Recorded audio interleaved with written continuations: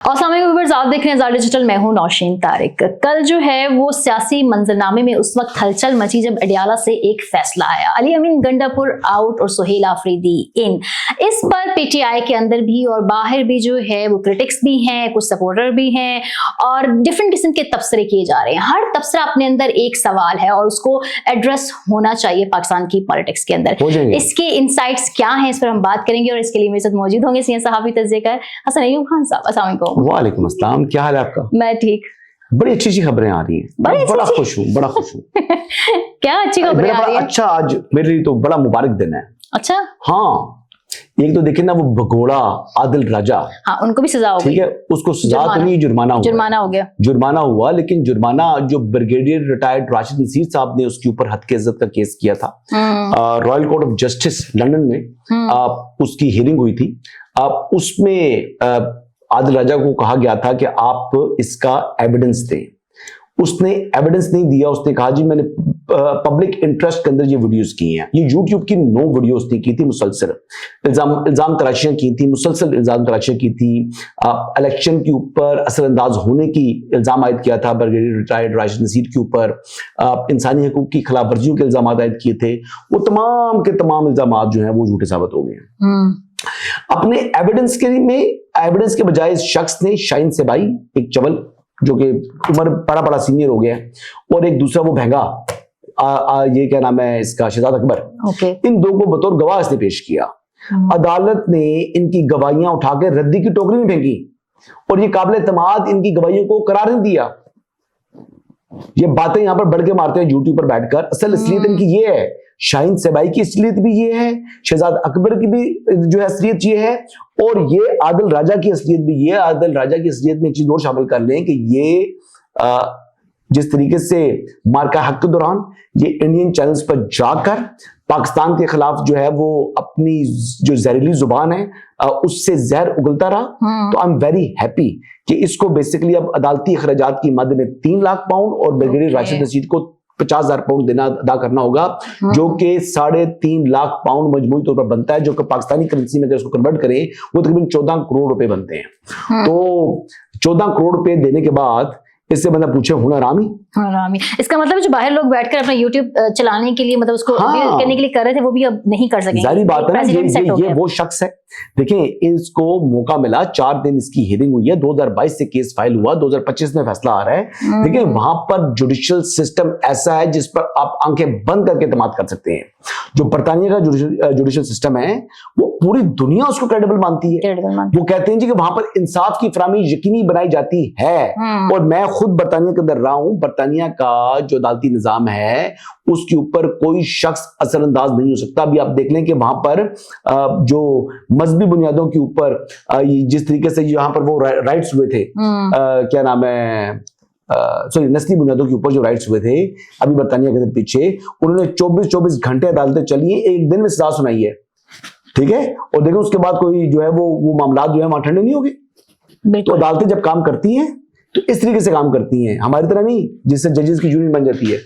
अच्छा, ये बताएं कि कल जो है वो गंडापुर आउट हो गए हैं, सुहेल आफरीदी इन हो गए हैं। कह रहे हैं जी अडियाला से एक जो है वो बड़ा फैसला किया गया है। कुछ लोग कह रहे हैं कि एक चाल चली है, खान साहब ने दोबारा से वो मज़ाहमत की चाहते हैं। चलिए वो चाल है, आप बताएं ना। मैं तो तबसरे बता रही हूँ यार। एक शख्स अपनी विकेट खुद गिरा रहा है, उसको हम सियासी चाल कह रहे हैं। खुदा का नाम है यार, क्या बात करें। मतलब ये सियासी ब्लंडर करने का मास्टर है बंदा। सियासतदान तो वो है नहीं। वो तो पहले जिस तरीके से वो इंतशारी कहा जा सकता है, उनको फसादी कहा जा सकता है, ये काम करने के वो माहिर हैं, लेकिन सियासी चाल दाव पेच नहीं आते। ये अपनी विकेट खुद गिराई है। अच्छा, नाअहल मुजरिम इमरान अहमद न्याजी ने। लेकिन कुछ लोग तो ये भी कह रहे हैं कि ये जो है अली अमीन गंडापुर की बरतरफी पीटीआई के लिए नया आगाज साबित होगी। देखिए, पहला सवाल ये है कि क्या अली अमीन गंडापुर बरतरफ हो गए? रेजिग्नेशन तो दे दिया उन्होंने, गवर्नर तक तो नहीं पहुंचा। मेरी भी बात हुई है गवर्नर खैबर पख्तूनख्वा से। ही सेड कि जी मुझे अभी तक, यानी मैंने उनसे जो बात की है वो तकरीबन 2:30 पर बात हुई है। तो ये भी कह रहे हैं कि रिटर्न भी हो सकता है। दोपहर को 2:30 पर मेरी बात हुई है और वो जो इस्तीफा दिया है उन्होंने वो गवर्नर हाउस को मौसूल नहीं हुआ। पहली बात। अच्छा, दूसरी बात देखने वाली ये है कि जो तहरीरा है, जो जो जो जो, जो क्या नाम है, इस्तीफा है, वो हैंड राइटिंग में है या वो टाइप्ड है? वो टाइप्ड है। अच्छा, जो उन्होंने रीजन दिया है मुस्ताफी होने की, वो मुस्ताफी उन्होंने कहा जी कि मैं इमरान खान के कहने पर हो रहा हूं। तो भाई इमरान खान तो पाकिस्तान की सियासत में नाअहल है, तो फिर इसके ऊपर गवर्नर साहब उसका इस्तीफा मंजूर कर सकते हैं, कबूल करना चाहिए उनको। सुप्रीम कोर्ट का फैसला है ना जी, सुप्रीम कोर्ट का फैसला है, वो कहता है कि जो शख्स नाअहल है वो पाकिस्तान की सियासत के अंदर हिस्सा नहीं ले सकता। तो आईनी या कानूनी सवाल ये है कि क्या गवर्नर खैबर पख्तूनख्वा उसका इस्तीफा जो है वो मंजूर कर सकते हैं या उनको मंजूर करना चाहिए? ये भी सवाल है। तो अभी तो मौसूल ही नहीं हुआ। ये सवाल तो तब उठेंगे जब इस्तीफा पहुंचेगा। वो कल रात से ट्वीट किया हुआ है, लेकिन गवर्नर खैबर पख्तूनख्वा के पास इस्तीफा नहीं पहुंच सका। अब वो कह रहे हैं जो उन्होंने पोस्ट कर दी है, बस समरी फॉर्म में भिजवा दो ना, किसने रोका है? तो गंडापुर साहब जो है ना, वो लंबे बालों और मूंछों के साथ ऐसे नहीं है, इतने सादे नहीं है, इतने सादे नहीं है। ये सियासी खेल होता है, ये इक़्तिदार की जो ये जो ईवान होते हैं, इनके अंदर बजाय जो सादा दिखने वाली चीजें अंदर से इंतहाई पेचीदा होती हैं। और दूसरी बात यह है कि इलेक्शन कमीशन पाकिस्तान ने भी पार्टी जो पोजीशंस हैं उससे मुतल्लिक जो है उनका ऐलान कर दिया है, और उसके मुताबिक जो सुन्नी इत्तेहाद कौंसिल और पाकिस्तान तहरीक इंसाफ के जो आजाद हैं वो आजाद ही हैं, यानी वो मादर पिदर आजाद हैं। अच्छा, क्या है जी? मादर पिदर आजाद। जब वो मादर पिदर आजाद हैं तो फिर वो मादर पिदर आजाद हैं। अच्छा, तो इसलिए कुछ भी हो सकता है, कुछ भी हो सकता है। अब देखना यह है कि अली अमीन गंडापुर का इस्तीफा कब पहुंचता है। हाँ। अगर पहुंचता है तो फिर वो मंजूर होता है या नहीं होता, और अगर नहीं होता तो फिर क्या आईनी तौर पर ऑप्शंस हैं। अगर वो ऑप्शंस अगर बाकी अगर उसके लिए कोई टाइम फ्रेम नहीं है सपोजिटली अगर कॉन्स्टिट्यूशन के तहत, तो फिर क्या होगा अगर वो मंजूर ही नहीं करता गवर्नर? तो पहले ही कह दिए कि सुहेल आफरीदी को मेरी मुकम्मल हिमायत और एक बंदा वो उसने कहा है ना। अब अगली बात सुने, ऊपर से ये कहा है, पब्लिकली ये कहा है, बीच में से क्या पैगाम भिजवाए हैं, क्या पैगाम नहीं भिजवाए, वो अल्लाह जानता है। तो सवाल ये है कि अगर वो इस्तीफा गवर्नर मंजूर नहीं करता तो वो कितना अरसा मंजूर नहीं कर सकता, और अगर वो अनलिमिटेड टाइम है उसका, कोई सर्टेन नंबर ऑफ डेज नहीं है, तो फिर क्या ऑप्शन है? फिर क्या तहरीके अदम एतमाद लाई जाएगी? अच्छा। किसके ऊपर, किसके खिलाफ? अली बिन गंडापुर के खिलाफ। कौन लेकर आएगा?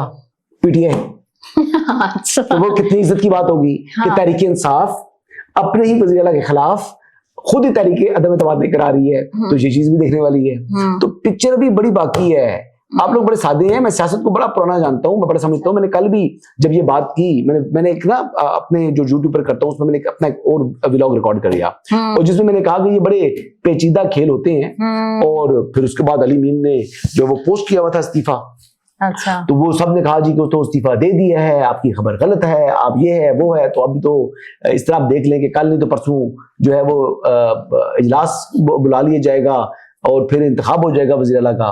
तो मैं फिर वो ज़री बात है, वो तो कमेंट्स में कई लोग कर रहे थे या कई लोग उस पर ट्वीट्स कर रहे थे। तो बात यह है कि वो उसका जवाब, जो लोगों के सवाल थे वो मैं जवाब दे रहा हूँ अपने व्यूअर्स को।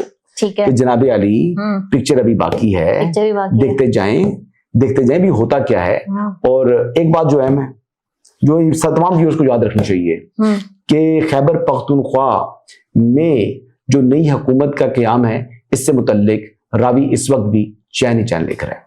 अच्छा, खुद जो पीटीआई के अंदर लोग ये कह रहे हैं, पीटीआई किधर है? मतलब जो भी है मादर पिदर आजाद के अंदर, ग्रुप ऑफ मादर पिदर आजाद, जो भी उसके अंदर से बात करें। जो कुछ लोग जो गंडापुर साहब के अगेंस्ट हैं, वो उनकी जानिब खुशी मना रहे हैं, और वो ये कह रहे हैं कि जी अब जो है वो वाकई जो है वो सियासत होगी जो केपीके के अवाम की सियासत होनी चाहिए, और सूबे में अमन होगा, बदमनी होगी, ये सब चीजें होंगी। इसको आप कैसे देखते हैं?